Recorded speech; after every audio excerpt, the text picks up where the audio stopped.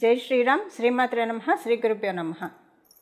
November 2వ తారీఖు నుంచి నవంబర్ 8వ తారీఖు వరకు ఈ వారం యొక్క గోచార గ్రహస్థితుల ఫలితాలు. గోచార గ్రహస్థితుల ఫలితాలు తెలుసుకోవడానికి ముందుగా గోచారంలో ద్వాదశ రాశుల్లో గ్రహాల స్థితిగమనాలు ముందుగా మనం పరిశీలిద్దాం. కర్కాటక రాశిలో దేవగురువైన బృహస్పతి వారి సంచారము, సింహరాశిలో కేతుదేవుని సంచారము, కన్యా రాశిలో శుక్రాచార్యుల వారి సంచారము. శుక్రాచార్యుల వారి సంచారం కన్యా రాశిలో 2వ తారీఖు వరకే ఉంటుంది. అంటే వీక్ స్టార్టింగ్ ఆదివారం వరకే ఉంటుంది. మిగతా రోజుల్లో ఆయన అంటే సోమవారం నుంచి కన్యా రాశి నుంచి తులారాశిలోకి ఆయన అడుగు పెడుతున్నారు. తులారాశిలో సూర్యనారాయణమూర్తి సంచారము, మంగళ మరియు బుధ సంచారము, బుధ భగవానుని సంచారము వృశ్చిక రాశిలో, అలాగే రాహుదేవుని సంచారము వచ్చేసేసి కుంభరాశిలో, వక్రించిన శనేశ్వరుని సంచారము మీనరాశిలో ఉంది. చంద్రభగవానుడు ఈ వారంలో 4 రాశులను చూడతాడు. కుంభరాశి మొదలుకొని వృషభ రాశి వరకు ఆయన సంచారం ఉంటుంది ఈ వారంలో. ఈ వారం యొక్క గోచార గ్రహస్థితులు ఇలా స్థితిలో ఉన్నారు. గోచారంలో గ్రహాలు ఇలా స్థితిలో ఉన్నాయి. గోచారంలో ఈ గ్రహగమనాలను అనుసరించి ద్వాదశ రాశుల వాళ్ళకి, ద్వాదశ లగ్నాల వాళ్ళకి ఫలితాలు మనం చూద్దాం. ఫలితాలు చూడటానికి ముందుగా ఈ వారము గోచారంలో ప్రత్యేక అంశాలు ఏవైనా ఉన్నాయా అవి ఒక్కసారి మనం పరిశీలిద్దాం. ఈ వారం చాలా ప్రత్యేకమైన విశిష్టాంశాలు చోటు చేసుకొని ఉన్నాయి మనకి గోచారంలో. అదేంటంటే 2 కేంద్రాల్లో 2 గురువుల సంచారము. అంటే 3వ తారీఖు నుంచి దైత్య గురువైన అసురు గురువైన శుక్రాచార్యుల వారి సంచారము ఆయన స్వక్షేత్రమైన మీనరాశిలో జరుగుతుంది. అలాగే గురు భగవానుడి సంచారము కర్కాటక రాశిలో. సో వీళ్ళిద్దరూ కూడా పరస్పర కేంద్రాల్లో ఉన్నారు. మనం కాలపురుషుడు కుండలిలోంచి చూస్తే చతుర్థ సప్తమ స్థానాల్లో పరస్పర కేంద్రాల్లో వీళ్ళ సంచారం ఉంది. అలాగే ఇంకొక ప్రత్యేక అంశం ఏంటంటే 3 గ్రహాలు స్వక్షేత్రంలో ఉన్నాయి. అది దైత్య గురువైన శుక్రాచార్యుల వారు తులారాశిలో, వృశ్చిక రాశిలో ఆయన స్వక్షేత్రం. అలాగే రాహు భగవానుడు ఆయనకంటూ ఒక రాశి ఉండదు, షేర్ చేసుకుంటాడు. ఆయన షేర్ చేసుకునే రాశి అయిన కుంభరాశిలో ఆయన స్థితిలో ఉన్నారు. 3 గ్రహాలు స్వక్షేత్రంలో ఉన్నాయి. 2 గ్రహాలు పరస్పర కేంద్రాల్లో ఉన్నాయి. అలాగే ఒక గ్రహం ఉచ్చ స్థితిలో ఉంది. అంటే దేవగురువైన బృహస్పతి ఉచ్చ స్థితిలో ఉంది. ఇన్ని ప్రత్యేకాంశాలు కూడి ఉన్నాయి. ఈ అప్పుడు ఖగోళంలో గోచారంలో గ్రహగమనాలు మధ్యలో ఇలా ప్రత్యేక స్థితి గమనాలు ఉంటూనే ఉంటాయి. కానీ ఒక్కొక్కసారి ఈ ప్రత్యేక స్థితి గమనాలు అరిష్టాలకి దారితీస్తుంది. ఒక్కొక్కసారి ఈ స్థితి గమనాలు శుభత్వానికి దారితీస్తుంది. ఇప్పుడు శుభత్వానికి దారితీస్తూ ఉంది. అంటే చాలా మంచి ఒక కర్టన్ రైజర్. ఇది ప్రతి ఒక్కళ్ళకి అప్లికేబిలిటీ ఉంటుందండి. ద్వాదశ రాశుల వాళ్ళకి, ద్వాదశ లగ్నాల వాళ్ళకి యూనిక్గా అప్లికేబిలిటీ ఉంటుంది ఈ శుభాంశ అనేది. ఇప్పుడు మీకు ఒక మాటలో చెప్పాలంటే ఈ కోవిడ్ ఇవి వచ్చినప్పుడు ఎలాగైతే చాలామంది ఎఫెక్ట్ అయ్యారో, అది సపోజ్ గోచారం అనుకుందాం, ఎంతమంది ఎఫెక్ట్ అయ్యారు. సో అలాగా మంచి వచ్చినప్పుడు కూడా అందరికీ ఎఫెక్ట్ ఉంటుంది కదా. ఈ ఇప్పుడు గోచారంలో ఉన్న మంచి అందరికీ ఏదో ఒక రకంగా ఎఫెక్ట్ చూపిస్తుంది. అయితే కొంతమందికి వాళ్ళ జన్మజాతకం బాగా వీక్గా ఉంటే అప్పుడు ఇది తీసుకోలేరు. దానికోసం మనం పూర్తిగా తీసుకోలేరు. అసలంటూ తీసుకుంటారు. ఒక 30% అయితే తీసుకుంటారు, 40% తీసుకుంటారు. కానీ 70% తీసుకోవడానికి ఏం పరిహారం చేయాలో మనం చూద్దాము. దానితో పాటు అసలు జన్మజాతకం బాగున్న వాళ్ళు కూడా ఇవి మంచి ఫలితాలు తీసుకోవాలంటే ఏ పరిహారం చేసుకోవాలో కూడా మనం పరిశీలిద్దాము. కుంభరాశి, కుంభరాశిలో పుట్టిన వాళ్ళకి, కుంభలగ్నంలో పుట్టిన వాళ్ళకి ఇప్పుడు నేను చెప్పిన గోచారంలో ఉన్న శుభత్వాల్లో ఒకటి మీ రాశిలో ఉన్న రాహు భగవానుడు కూడా ఇన్వాల్వ్ అయి ఉన్నాడు. అలాగే మీకు 6వ స్థానంలో ఉన్న గురు భగవానుడు కూడా ఉన్నాడు. వీళ్ళిద్దరూ మేజర్ ట్రాన్సిటింగ్ ప్లానెట్స్ కావడం వల్ల అంటే మనకి గోచారంలో ముఖ్య భూమికను పోషించే గ్రహాలు, అన్ని గ్రహాలు ముఖ్య భూమికనే పోషిస్తాయి. కాకపోతే ఎప్పుడైనా సరే గురుకేతువులు, శని, రాహువులు ఇంకా ముఖ్య భూమికను పోషిస్తాయి. వాళ్ళ సంచార సమయము ఎక్కువ కాలం ఉంటుంది. కాబట్టి ఈ గోచారంలో ఇప్పుడు అంటే ఎక్కువ కాలం సంచరించే గ్రహాలు కాకుండా తక్కువ సమయం సంచరించే గ్రహాలు శుభత్వాన్ని కలిగిస్తే అది టైం బీయింగ్కే ఉంటాయి. తర్వాత నార్మల్గా ఉండవు. ఇప్పుడు చూడండి, ఒక్కొక్కసారి కొన్ని రోజులు మనకి చాలా బాగా ఉంటాయి, తర్వాత మళ్ళీ యథా రాజా తదా ప్రజ అన్నట్లే ఉంటుంది. అదేంటి గోచారంలో అంటే చాలా తక్కువ సమయంలో ప్రతి రాశిని చుట్టూ వచ్చే ప్లానెట్స్ వల్ల వచ్చే యోగాలు అలానే ఉంటాయి. కానీ ఎక్కువ సమయం చుట్టి ముఖ్య భూమికను పోషించే గ్రహాల్లో రెండు అయిన గురువు రాహువు వీళ్ళిద్దరూ ఇవ్వడం వల్ల, ఈ యోగాల్లో ఇన్వాల్వ్ అయి ఉండడం వల్ల ఇది ఈ వారం మొదలుకొని 1 ఇయర్ లోపల చూస్తారు. చూసి అది మళ్ళీ వచ్చే 3 ఇయర్స్ వరకు కాంక్రీట్ అవుతుంది. ఇప్పుడు ఏదైనా ఒక రాకెట్ లాగా జమ్మని ఎగిరి పడిపోకుండా సస్టైనబిలిటీ తోటి కాంక్రీట్గా మన ఫౌండేషన్ బిల్డప్ అవుతూ ఉంటుంది. మీకు ఏ విషయాల్లో ఇది శుభత్వాన్ని సూచిస్తుంది? ఈ వారం నుంచి నాంది పడుతుంది కాంక్రీట్ థింగ్స్కి. ఏ విషయాల్లో నాంది పడుతుందో మనం ఇప్పుడు చూద్దాం. మీరు డెఫినెట్గా ఇప్పుడు గుర్తించగలుగుతారండి దేనివల్ల మీ ప్రోగ్రెస్ని మీరు అంటే రాహు భగవానుడు ఒక అద్దం అనమాట. మొత్తం ఇప్పుడు అద్దం పెడితే మన చుట్టూ ఉన్న వస్తువులు ఎలా అద్దంలో కనిపిస్తాయి, అక్కడో చిన్న వస్తువు కూడా అద్దంలో కనిపిస్తుంది. అలా ప్రతిదీ ట్రాన్స్పరెంట్గా చూపిస్తారు. ఎవరు మనవాళ్ళు, ఎవరు పరాయి వాళ్ళు. ఏం చేయకపోవడం వల్ల మన గ్రోత్ లేకుండా బాధపడుతున్నాము. అరే ఇక్కడ ఇది ఉంది, దుర్బిణి వేసి చూపిస్తాడు. ఇంకొక రకంగా చెప్పాలంటే ఒక దుర్బిణి అనమాట. అద్దం అంటే మామూలుగా కనిపిస్తాయి, దుర్బిణి అంటే ఒక వేని కూడా చూపిస్తుంది. ఒక వే చూపిస్తుంది. ఏ విషయంలో మీకు లాగ్ ఉందో అది ఎలాగ మీరు అధిగమించాలో దానికి తగ్గట్టు ఇక్కడ వెళ్తే ఇక్కడ మీకు సొల్యూషన్ ఉంటుంది, లేదా ఈ పని చేస్తే మీకు సొల్యూషన్ దొరుకుతుంది. ఇలా దుర్బిణి వేసి చూపిస్తాడు.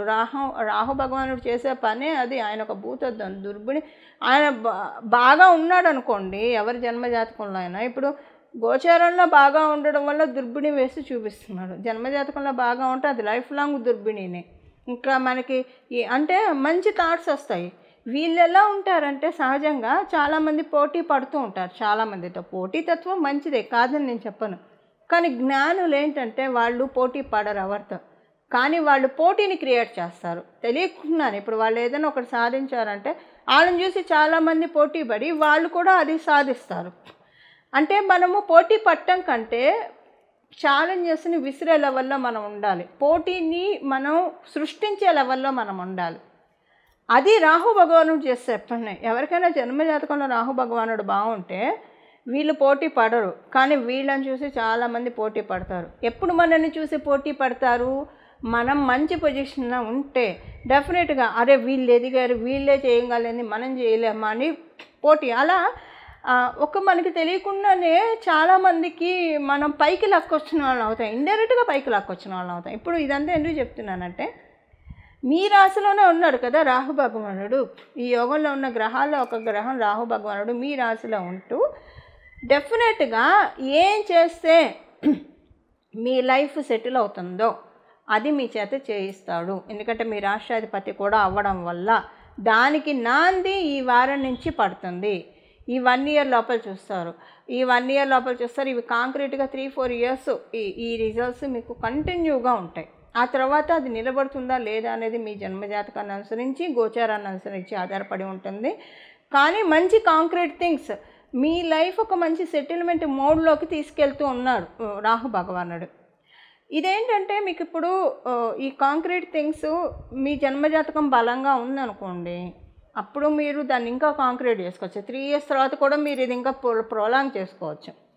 ఓకే, అది మీకు చాలా బాగుంటుంది. ఒక్కోసారి కొంతమంది పెద్ద పెద్ద స్థాయిలో ఉన్న వాళ్ళు కూడా వాళ్ళు సెటిల్ అయినట్టే లైఫ్లో, కానీ మళ్ళీ ఓడలు బళ్ళు అవుతాయి అలా అంటాం కదా. అది ఎందుకు అవుతుంది? వాళ్ళ జన్మజాతకం బాగోకపోతేనే, లేకపోతే గోచారంలో ఇబ్బందులు రావడం వల్ల. కానీ గోచారంలో ఇబ్బందులు వచ్చి వాళ్ళ జన్మజాతకం బాగుంటే మళ్ళీ నిలదొక్కుంటారు. ఇప్పుడు చాలామందిని మనం చూస్తుంటాం కదా, అమితాబ్ బచ్చన్ గారు, ఆయన ఒకసారి పడిపోయినా మళ్ళీ నిలదొక్కున్నారు. అది గోచారంలో వచ్చిన ఇంపాక్ట్ వల్ల పడిపోయినా జన్మజాతకం బాగుంటే మళ్ళీ నిలదొక్కుంటారు. సో అలా ఒకవేళ జన్మజాతకం బాగోకపోతే గోచారం సపోర్ట్ చేస్తే పర్టికులర్ పీరియడ్ వరకే ఉంటుంది. అది గోచారం సపోర్ట్ చెబితే నిలదొక్కుకోవడం కష్టం. ఇప్పుడు ఇదంతా ఎందుకు చెప్తున్నానంటే మీరు సెటిల్మెంట్ మోడ్లోకి నాంది పలుకుతుంది ఈ వారం నుంచి. మీ జన్మజాతకం స్ట్రాంగ్గా ఉందనుకోండి, అది మీకు ఇంకా కంటిన్యూ అవుతుంది. అది మీరు 3 years తర్వాత కంటిన్యూ చేసుకోవడానికి ఇప్పుడు నేను చెప్పబోయే పరిహారం చేసుకోండి, ఇంకా బాగుంటుంది మీకు. 3 years వరకు మీరు చూస్తారు, ఆ తర్వాత మీ జన్మజాతకమో దీన్ని బట్టి ఆధారపడి ఉంటుంది. దాన్ని కాంక్రీట్ చేసుకోవడానికి ఈ రెమెడీ చేసుకోండి. ఒకవేళ మీ జన్మజాతకం బలహీనంగా ఉంటే ఇప్పుడు తీసుకోవడానికి, అసలు ఇప్పుడు తీసుకోవాలన్నా మళ్ళీ తర్వాత కూడా ఈ 3 years వరకు దాన్ని సస్టైన్ చేసుకోవడానికి ఈ పరిహారం చేయాలి. పరిహారం ఏంటో ఇప్పుడు మనం చూద్దాం. ఇప్పుడు మనము ఎవరి రాశి వాళ్ళకి మీ రాశి యొక్క ఫలితాలు చూసాము. దీనికి చేసుకోవాల్సిన పరిహారం ఏంటో మనం ఒక్కసారి పరిశీలిద్దాము. ఏ పరిహారం చేసుకోవాలో ఇప్పుడు మనం ఒక్కసారి నోటీస్ చేద్దాం. ఈ వారము చాలా శుభాంశాలతో కూడి ఉందని నేను మొదటే చెప్పాను. ఈ శుభాంశాలు మీ రాశికి ఎలాంటి ఫలితాలు ఇస్తుందో కూడా మనం చెప్పుకున్నాము. అయితే నేను స్టార్టింగ్లో యూనిక్గా ఏ శుభాంశం ఉంటుందో అందరికీ అది కూడా ఒకసారి ఇప్పుడు చెప్తాను. 12 రాశుల వాళ్ళకి, 12 లగ్నాల వాళ్ళకి మనశ్శాంతి ఉన్నంతలో మనశ్శాంతి అంటే మనకి ఎంత ఇప్పుడు వేయనట్టు ఉన్నా కూడా టెన్షన్ పడేవాళ్ళు ఉంటారు. అంటే నా ఉద్దేశము ఎవరి లెవెల్లో వాళ్ళకి టెన్షన్స్ ఉంటాయి. ఒక పెద్ద బెంజ్ కార్లో తిరుగుతున్నారా లేదా ఒక ప్యాలెస్లో ఉంటున్నారు, వాళ్ళకి టెన్షన్ లేదనుకోవడం కల్లా. ఎవరికైనా సరే ఎవరైతే స్ట్రాంగ్ మైండెడ్ ఉంటారో వాళ్ళకి మనశ్శాంతి ఉంటుంది. ఇది ఎవరికైనా అప్లికేబిలిటీ ఉంటుంది. ఇప్పుడు ఏంటంటే ఈ గోచారంలో ఉన్న గ్రహస్థితులు అందరికీనండి, మీ పరిస్థితులు ఎలాగన్నా ఉండనియండి, వాటిల్లోంచి కొంత మిమ్మల్ని హీల్ చేస్తుంది. హీల్ చేసి వాటిల్ని ఆ గాయాల్ని కాలం చేసిన గాయాలు అందరికీ మాన్పే శుభ సమయము. వాటిల్లో నుంచి అందరం గట్టెక్కే శుభ సమయము. ఒక రకంగా చెప్పాలంటే అందరికీ ఏదో ఒక అంశంలో అంటే పర్టికులర్గా ప్రతి ఒక్కళ్ళకి యూనిక్గా అప్లికేబిలిటీ అయ్యే పాయింట్ మన లైఫ్లో ఏదో ఒక ఆస్పెక్ట్లో కంప్లీట్గా మనశ్శాంతి అయితే ఉంటుంది. ఇది ఇక్కడి నుంచి స్టార్ట్ అవుతుంది. కాకపోతే ఇందులో మనకి మేజర్ ప్లానెట్స్ కూడా ఇన్వాల్వ్ అయి ఉన్నాయి కదా. ఇప్పుడున్న ఈ శుభాంశాలు అంటే గురు భగవానుడు అలాగే రాహుదేవుడు కూడా ఇన్వాల్వ్ అయి ఉండడం వల్ల వీళ్ళిద్దరికీ చాలా కాలం సంచారం చేస్తారు. గురు భగవానుడు సంవత్సర కాలం పాటు ఇలా సంచారం చేస్తారు. కాబట్టి ఇప్పుడు మనం తెలుసుకున్న ఈ శుభాంశాల్లో పెద్ద గ్రహాలు కూడా ఇన్వాల్వ్ అయి ఉన్నాయి. కాబట్టి ఇక్కడి నుంచి మొదలుకొని ఈ రాబోయే సంవత్సరంలో ఈ ఫలితం మీరు చూస్తారు. ఏదో ఒక ఆస్పెక్ట్ ఆఫ్ మీ లైఫ్లో ఏదో ఒక విషయంలో పరిపూర్తిగా మనశ్శాంతి దొరుకుతుంది. ఒకవేళ ఉదాహరణకి మీ జన్మజాతకం చాలా బలంగా ఉంటే ఒక 4-5 అంశాల్లో మనశ్శాంతిగా ఉంటుంది, అంటే తృప్తిగా అనిపిస్తుంది.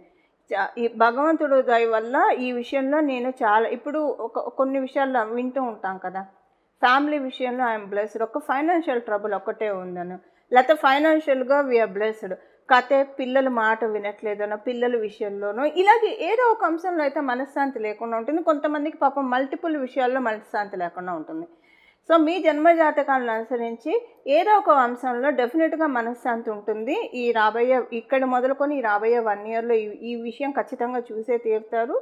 సెకండ్ థింగ్, ఒకవేళ మీ జన్మజాతకం బలంగా ఉంటే చాలా విషయాల్లో మనశ్శాంతిగా ఉండే అవకాశం కూడా ఉంటుంది. అది మళ్ళీ మీ జన్మజాతకాన్ని అనుసరించి ఉంటుంది. అసలు ముందు మనం దీన్ని కైవసం చేసుకోవడానికి అంటే దేనికైనా సరే మనం ఒడిసి పట్టుకోవాలి, యోగాల్ని ఒడిసి పట్టుకోవాలి. గోచారంలో ఉన్న ఇప్పుడు వర్షం పడుతున్నప్పుడు ఆ నీళ్లు పట్టుకుంటే మనకి ఉపయోగపడతాయి, లేకపోతే అది భూమిలోకి వెళ్తే తర్వాత మనకు వస్తాయి. కానీ ఇమ్మీడియట్గా మనం వాడుకోవాలంటే మనం పట్టుకోవాలి. అలా గోచారంలో ఇప్పుడు ఒక అమృత వర్షాన్ని దేవతలు కురిపిస్తూ ఉన్నారు. ఈ అమృత వర్షాన్ని ఖచ్చితంగా పట్టుకోవడానికి మనం ప్రతి ఒక్కళ్ళం కూడా ప్రయత్నించాలి. దానికోసం చేయాల్సిన పరిహారం ఒక్కసారి మనం ఇప్పుడు చూద్దాం. ఈ పరిహారం మీరు నిత్యం దైవధ్యానం చేసేవాళ్ళు, ప్రతినిత్యం ఏదో ఒక ఆలయం సందర్శించే వాళ్ళు అయితే అసలు ఇంకా ప్రత్యేకించి ఏం చేయక్కర్లా, అది చేసుకుంటే సరిపోతుంది. కానీ ఇలా అందరికీ కుదరకపోవచ్చు. అంటే మామూలుగా చేసి దీపారాధన చేసి దండం పెట్టుకొని వెళ్తారు. కొంత టైము భగవంతుడికి కేటాయించలేని వాళ్ళకి ఇప్పుడు అందులో ఇప్పుడు మనం కార్తీక మాసంలో ఉన్నాం కాబట్టి ఈ నామాన్ని జపించుకుంటే చాలా చాలా మంచి ఫలితాలు మనం చూస్తాము. అదేంటో ఇప్పుడు మనం చూద్దాం. ఇప్పుడు ఉంటున్న ఈ శుభత్వంలో మనకి మేజర్గా స్టార్టింగ్ శుభత్వం గురు భగవాను నుంచి దేవగురువు అయిన బృహస్పతి నుంచి స్టార్ట్ అవుతుంది. తర్వాత సెకండ్ ప్లానెట్ దైత్య గురువైన శుక్రాచార్యులు వారు మేజర్ గురువులు ఇంపాక్ట్ ఉండడం వల్ల పరమశివుణ్ణి ఈ నామంతో కనుక ప్రతిరోజు కూడా మనసులో, ఇప్పుడు మీరు ఓంకారం చేర్చైతే స్నానం చేసిన వెంటనే జపించాలి ఒక 108 సార్లు అలాగా. లేదు మనం రోజు జపించుకుంటామంటే అప్పుడు ఓంకారం చేర్చకుండా ఉత్తనామాన్ని జపించుకోవచ్చు. ఎప్పుడైనా ఉత్తనామం అయితే అంటే బీజాక్షరాలు చేర్చకుండా నామజపానికి ఎలాంటి దోషం ఉండదు, ఎప్పుడైనా జపించవచ్చు. అందుకే కదా మనం పేర్లు పెడతాము, నారాయణ అనో, లేదంటే శర్వాణి అనో, దుర్గా అనో, భవానీ అనో, ఇలా మనం భగవంతుడి పేరు పెడతాం. ఇప్పుడు ఈ టైంలో ఉన్న ఈ అమ్మవారి పేరు పిలవకూడదు అలా ఏం పెట్టుకోం కదా. అందుకే నామ జపానికి ఎప్పుడు తప్పు ఉండదు. సో మీరు రోజు స్నానం చేసిన తర్వాత శుచులయ్యి ఒక 108 సార్లు లేదా 21 సార్లు కనీసం ఓంకారం చేర్చి చేసుకోండి. తర్వాత మామూలుగా కూడా దీన్ని ఓంకారం చేర్చకుండా చదువుకోవడానికి ఈ నామాన్ని స్మరించండి. ఇప్పుడు ఆ నామం ఏంటో మనం చూద్దాం. ఓం భీమాయ నమః, ఓం భీమాయ నమః, ఓం భీమాయ నమః. మీరు మామూలుగా జపించుకోవాలంటే అప్పుడు భీమాయ నమః, భీమాయ నమః, భీమాయ నమః. ఇది చాలా అద్భుతమైన మంత్రరాజము, నామరాజము. మీరు ఇది అసలు జపిస్తూ ఉండండి. డెఫినెట్గా ఒక 3 రోజులు కంటిన్యూగా మీరు చేస్తూ ఉండడం వల్ల చాలా అంటే చాలా పవర్ఫుల్ నామం ఇది. మరియు మంత్రం కూడా మీకు గురుబలం పెరుగుతుంది. గురుబలం పెరగడం వల్ల ఏమవుతుందంటే ముందు మనకి అంటే మనము ఒక్కొక్కసారి మనం తెలియక చేసే పనుల వల్ల కూడా దోషాలు ఆపాదించబడతాయి. అవేంటో ముందు గురు భగవానుడు స్టాప్ చేసేస్తాడు. ఈ పని చేస్తే ఈ సమస్య వస్తుంది, లేదా ఈ నిర్ణయం తీసుకుంటే ఈ సమస్య వస్తుంది. ముందు అక్కడ మనము సమస్యల వైపు అడుగు పెట్టకుండా కట్ చేసేస్తాడు. తర్వాత మనకి జ్ఞానాన్ని ప్రసాదిస్తాడు. తద్వారా మనశ్శాంతిని మనం పొందగలుగుతాం. ఎప్పుడైనా మనకి జ్ఞానమే అసలైన ఆహారము. జ్ఞానంతో ఎప్పుడైతే మనం జ్ఞానం ఎప్పుడైతే కలిగి ఉంటామో, జ్ఞానులకి కలిగిన మనశ్శాంతి ఇంకెవరికి ఈ ప్రపంచంలో ఉండదండి. జ్ఞానులకి ఉన్న మనశ్శాంతి, ఎందుకంటే ప్రతిదీ కూడా టెంపరరీ అని జ్ఞానం వల్ల తెలుస్తుంది మనకి, అది ఏదైనా కావచ్చు. సో మనకి మంచి విజ్డమ్ని, ఒక కర్టన్ రైజర్, ఆల్రెడీ మీకు విజ్డమ్ చాలా ఉంటే ఇది ఇంకా పెరుగుతుంది. ఎందుకంటే ఈ బ్రహ్మాండంలో తెలుసుకోవాల్సింది చాలా ఉంది, మనకు తెలిసింది కొంత మాత్రమే, రవ్వంత మాత్రమే మనం భావిస్తూ ఉండాలి. నిత్య విద్యార్థులుగా మనల్ని మనం పరిగణించుకుంటూ ఉంటే ప్రకృతి మాత మనకి అనేక అంశాన్ని చెప్తూ ఉంటుంది. సో అందులో భాగంగా మీకు ఆల్రెడీ చాలా నాలెడ్జ్ ఉన్న వాళ్ళు అయినా సరే ఈ నామాన్ని జపించుకోవడం వల్ల మీకు ఇంకా ప్లస్ అవుతుంది. ఇది అసలు ఇంత ఆధ్యాత్మికంగా ఉన్నత శిఖరాలు ఎదగడానికి కూడా ఈ నామం సహకరిస్తుంది. అలాగే మనకి లౌకికంగా అన్ని శుభత్వాలను ఇవ్వడానికి కూడా ఈ నామం మనకి ఉపకరిస్తుంది. ఇలా మనమందరం కూడా పరమశివుడిని ఈ నామంతో అర్చించి పరమశివుడి యొక్క అత్యంత కృపా కటాక్షాలు మనమందరం కూడా, పరిపూర్ణ కృపా కటాక్షాలు మనమందరం కలిగి ఉండాలని చెప్పి అందరూ కూడా సర్వజనులు కూడా చక్కగా సుఖ సంతోషాలతోటి వర్ధిల్లాలని చెప్పి మనస్ఫూర్తిగా భగవంతుడి తరఫున నేను కూడా ప్రార్థిస్తూ, మరియు మీ అందరి తరఫున భగవంతుడికి నేను కూడా ప్రార్థిస్తూ మంగళం. నమో భగవతే వాసుదేవాయ.